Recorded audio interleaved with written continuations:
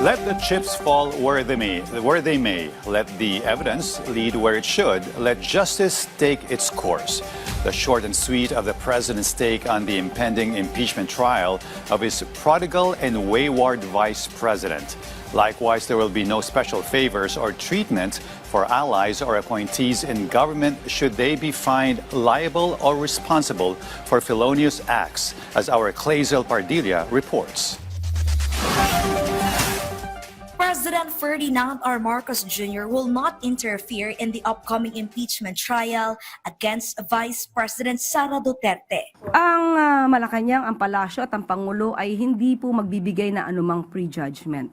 Ang mga ebidensya ay dapat na maisiwalat ng buo kapag nagkaroon na po ng impeachment trial. On July 6, the impeachment case against the Vice President will formally move forward, stemming from alleged misuse of billions of pesos in confidential funds, unexplained wealth, bribery, and alleged threat to kill President Marcos. Tao na po ang maghuhusga, maliban po of course sa mga senator judges.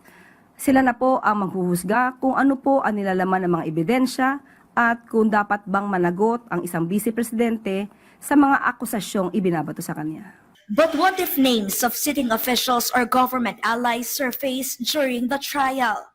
Isa sa itinataguyod ng administrasyon na ito ni Pangulong Marcos Jr. ay managot ang dapat na managot. Hindi po tutulugan kung may mga nangyari na pagtulog sa pagpapanagot ng mga sangkot sa mga nakaraang administrasyon. Hindi po yan ang gagawin ng administrasyon na ito. Sinimulan niya pong magpaimbestiga ng tungkol sa korupsyon.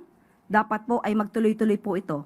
Kahit na matapos ang kanyang termino, sana magtuloy-tuloy at yung dapat na managot ay hindi mapakawalan. Meanwhile, the government is expecting the possible issuance of additional warrants of arrest from the International Criminal Court against alleged co-perpetrators in the crimes against humanity case linked to the bloody war on drugs of the previous administration. The palace maintained that the same process used when the Philippines cooperated with the Interpol to make former President Rodrigo Duterte face a case before the ICC will also be followed. Kung ano man ang stance ng gobyerno sa ngayon, ganun pa rin po ang ipapatupad. Kung ano po ang mandato ng DOJ at nang naaayon sa batas, yun lamang po at walang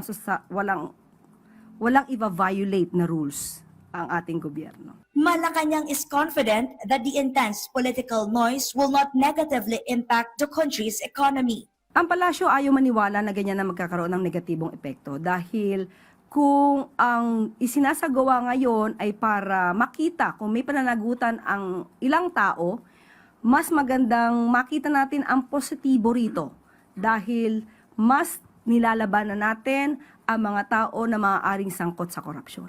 The palace added the political feud has no effect on the government's legislative and economic agenda. Ang economic team ay patuloy sa pagtatrabaho. Patuloy din po na nais na mapanagot ang dapat na papanagot at yan po ang isa sa mga dapat makita, especially ng investors na ang gobyerno ngayon, ang administrasyon nito ay hindi po nagko-cover up ng mga anomalya o tungkol sa korupsyon. From the National TV Network, Clazel Pardilla for a new and better Philippines.